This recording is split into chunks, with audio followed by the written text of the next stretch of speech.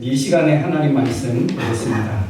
하나님 말씀은 우리 마가복음 10장 17절부터 31절 말씀 보겠습니다.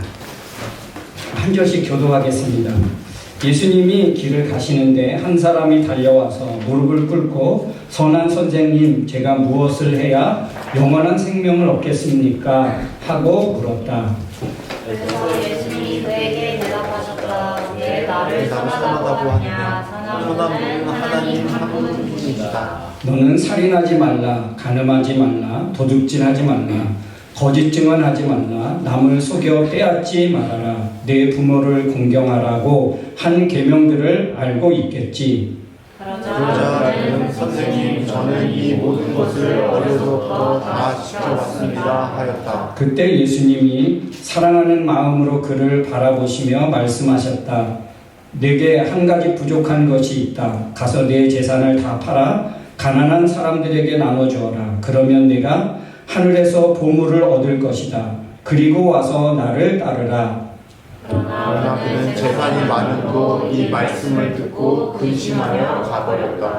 예수님은 제자들을 둘러보시며 재산이 많은 사람은 하나님의 나라에 들어가기가 정말 어렵다 하고 말씀하셨다. 제자들이 이 말씀을 듣고 놀라자 예수님은 다시 말씀하셨다. 얘들아, 하나님의 나라에 들어가기는 정말 어렵다. 부자가 하나님의 나라에 들어가는 것보다 낙타가 바늘기로 통과하는 것이 더 쉽다.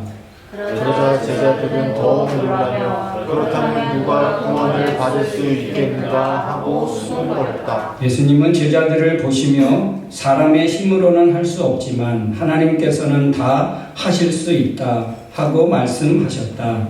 그때 베드로가 예수님께 우리는 모든 것을 버리고 주님을 따랐습니다 하자. 예수님은 이렇게 말씀하셨다. 내가 분명히 말한다. 나와 복음을 위해 집이나 형제나 자매나 부모나 자녀나 자매나 부모나 또 자녀나 논밭을 버린 사람은 이 세상에서 그 모든 것을 백배나 받고 아울러 핍박도 받을 것이며 오는 세상에서 영원한 생명을 얻을 것이다. 다 같이 그러나 현재 앞선 사람이 뒤떨어지고 지금 뒤떨어졌다가도 앞서게 될 사람이 많을 것이다. 아멘. 오늘 우리 예배하는 우리 모든 성도들에게 하나님의 크신 은혜와 평강이 넘치기를 주님의 이름으로 축복합니다. 우리 한번 고백하겠습니다. 그리고 축복하겠습니다. 하나님의 하십니다. 네, 여러분 2026년 하나님이 여러분의 삶 가운데 놀라운 일들을 또 은혜의 일들을 이루실 줄로 믿습니다.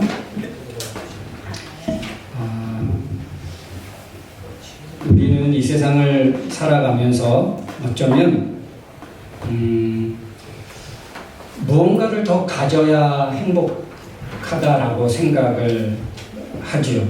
그래서 좀 더 있으면 좋겠고, 좀 더 나은 자리, 좀 더 괜찮은 자리, 좀 더 높은 자리, 좀 더 좋은 조건이 있으면 우리는 그 자리를 피하지 않고 마다하지 않습니다.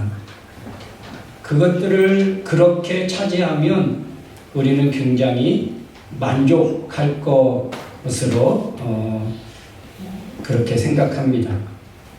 그런데 어쩌면 돌아와 보면 우리가 언제 기쁨을 느꼈나?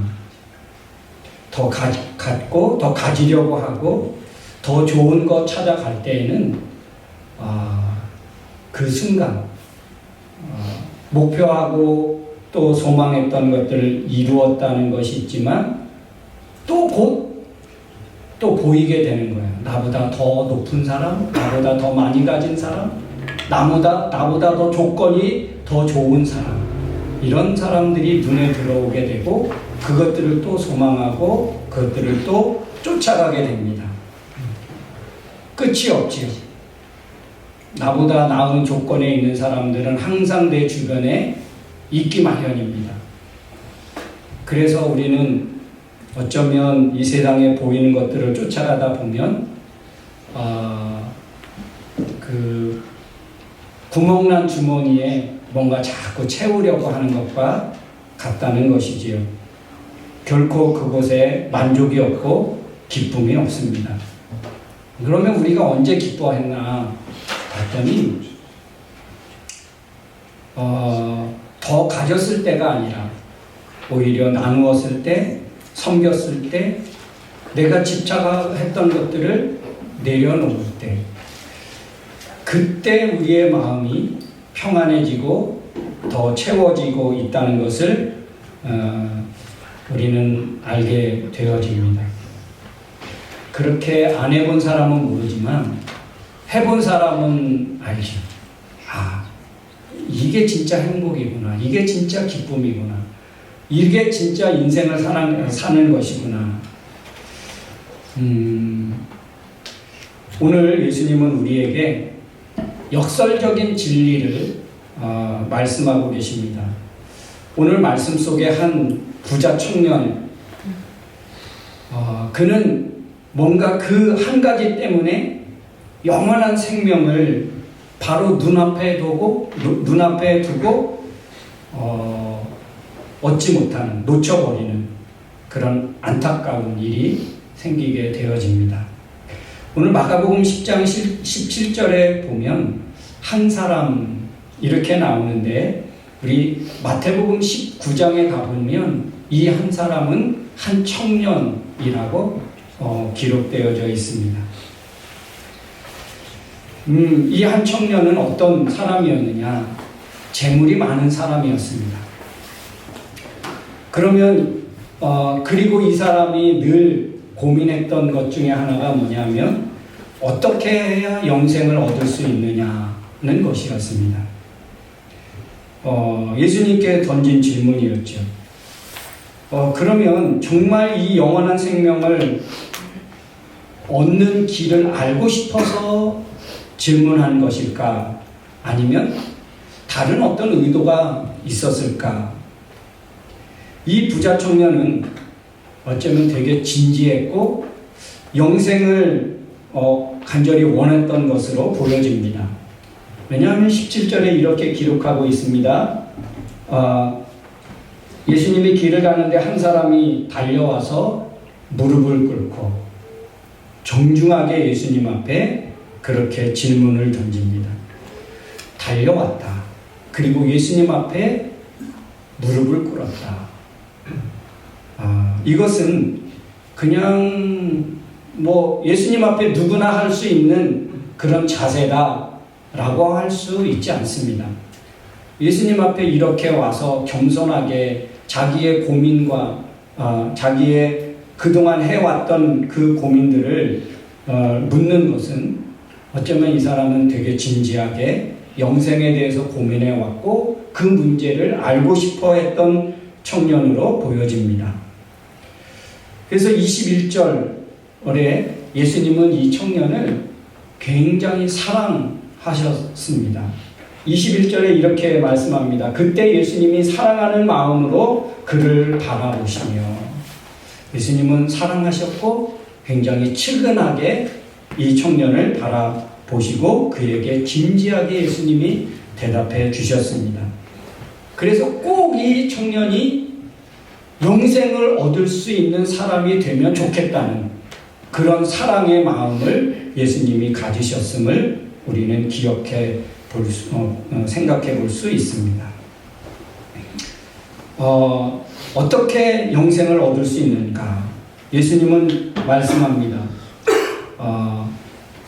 19절에 너는 살인하지 말라, 간음하지 말라, 도둑질하지 말라, 거짓 증언하지 말라, 남을 속여 빼앗지 말라, 내 부모를 공경하라. 이거는 어쩌면 꼭 이것만이 아니라 율법 전체를 예수님이 그에게 말씀해 주신 것입니다. 요 몇 가지만 하면 된다가 아닙니다. 구약의 율법으로 주신, 계명으로 주신 그것들을 예수님이 쭉 읊으신 거예요. 그런데 이것을 듣자마자 이 청년은 너무 행복했습니다. 왜요? 자기가 그동안 배워왔고 이거를 지켜왔다는 거예요. 그러니까 내가 지금까지 잘 살아왔구나. 그러면 나에게 영원한 생명이 주어졌겠네. 얼마나 다행입니까? 헛다리 짚지 않고 바르게 지금 가고 있다는 거예요. 그러니 너무 자신만만했고 그리고 한숨이 놓였을 거예요. 그동안 고민했던 것들이 어느 정도 해소되는 그런 답을 얻지 않았을까. 그래서 이 청년은 예수님에게 자신 있게 말했어요. 예수님, 이거는 내가 어려서부터 지켜왔습니다. 지금까지 나는 이것을 지키고 있습니다. 그러면 그 다음에 속뜻은 그 다음에 하고 싶었던 청년의 말이 무엇이었을까요? 그럼 나는 영원한 생명을 갖는 거 맞겠네요. 나는 언제 죽든지 하나님의 영원한 생명을 가진 자가 되겠네요. 그 말이에요. 나는 어려서부터 지켰습니다. 그러니 나는 문제 없겠네요. 이 말이에요. 이 청년의 말을 듣고 예수님은 어떻게 말씀하냐면 예수님이 그럽니다. 21절에 보니까 그럼에도 불구하고 내게 한 가지 부족한 것이 있다. 이거는 진짜 어쩌면 예수님은 이 청년이에게 가장 어쩌면 약점 아니면 가장 치명적인 그 문제 그것을 예수님이 건드린 거예요. 예수님에게 찾아온 사람들은 가끔가다 이 성경에 보면 그 사람이 정말 귀한 진리를 발견하고 예수님을 믿기를 간절히 원하는데 그럼에도 불구하고 아직 놓치지 못한 아직 붙잡지 못한 그 한 가지가 다 있었습니다. 사마리아 여인, 그죠? 그 수가성의 사마리아 여인도 그렇죠. 여기서 예배하냐 어디서 예배해야 되냐. 당신이 정말 메시아라면 나에게 예배할 곳을 찾아달라. 막 그렇게 얘기하면서 그 여인에게 가장 약점이고 치명적인 한 가지가 있었는데 꽁꽁 숨겨서 자기만 간직하고 싶은 그의 치부가 있었는데 예수님은 그거를 드러내요. 너 남편 너 데려와. 나는 지금까지 남편이 몇 명 있었지만 그리고 이혼했든지 버림받았든지 지금까지 있었지만 지금 있는 그 남편도 나의 남편이 아닙니다. 그럴 때 예수님이 그 여인에게 이제 말씀하시면서 그 여인이 그렇게 말합니다. 당신은 정말 선지자 중에 선지자요 구원자 중에 구원자십니다. 누구도 나에게 감히 말하지 못했던 그 수치와 그 아픔을 찝어서 말씀해 주시고 그거를 기꺼이 치료해 주시기 원하시는 그 예수님의 마음을 읽자마자 그는 예수님 앞에 고백하고 예수님을 영접하고 새로운 출발을 그렇게 했습니다. 그런데 이 수가성 여인과는 정반대로 이 마태복음 10장 오늘 본문에 나오는 이 부자 청년은 어떻게 했습니까?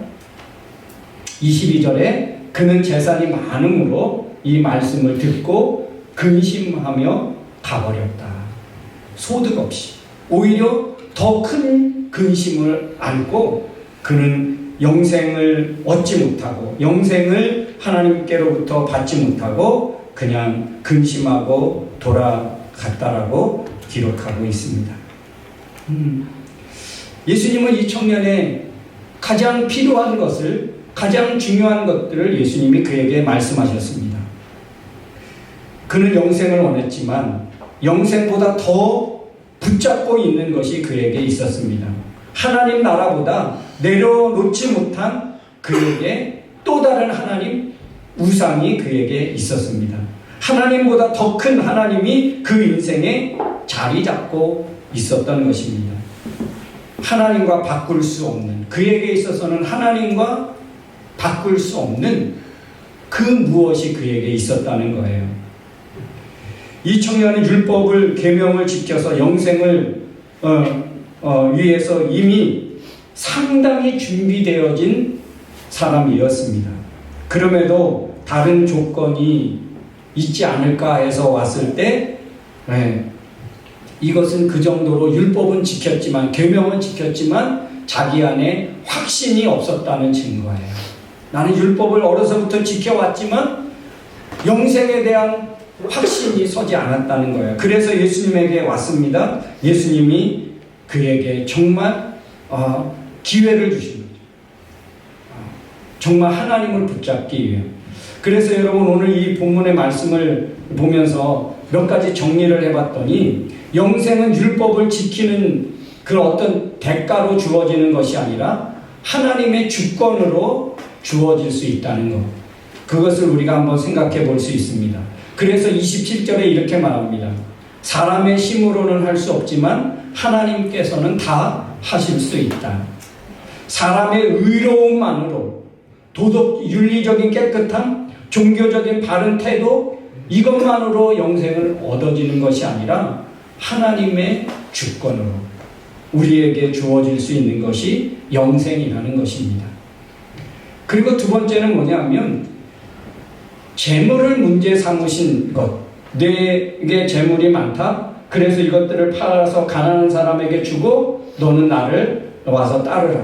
이렇게 하신 것은 그 청년의 마음 중심을 차지하고 있는 것이 하나님이 아니라 재물인 것이라는 것입니다.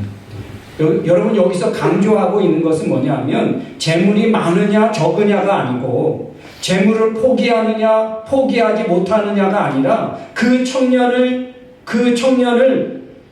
재물이 하나님이 되어 있다는 것이 문제라는 거예요.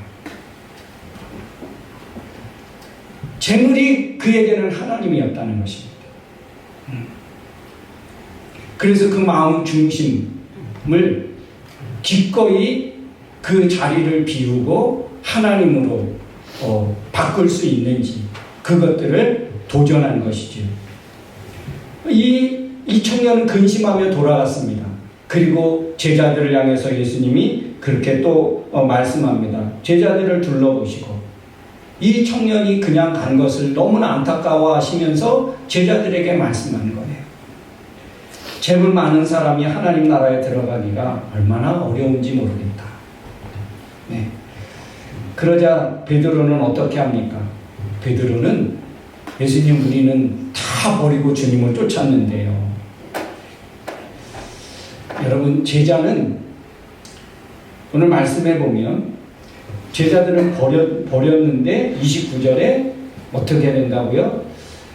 내가 분명히 말한다. 나와 복음을 위해서 집이나 형제나 자매나 부모나 자녀나 또 논밭을 버린 사람은 이 세상에서 모든 것을 100배나 받고 아울러 핍박도 받겠고 오는 세상에서는 영원한 생명을 얻을 것이다. 제자는 어떤 사람입니까? 버렸다고 제자가 되는 것이 아닙니다. 제자는 하나님이 버린 사람이 제자가 아니라 더 큰 것, 소중한 것을 얻는 사람이 된다는 것입니다. 베드로는 어쩌면 우리는 모든 것을 버리고 주를 따랐다. 그럴 때 예수님이 하십니다. 넌 버렸지만 버림으로 인해서 하나님이 더 큰 그런 풍성한 것들을 누리게 된다고 말씀하고 있는데 보니까 30절에 이렇게 말씀하고 있습니다. 이 세상에서 모든 것을 100배나 받고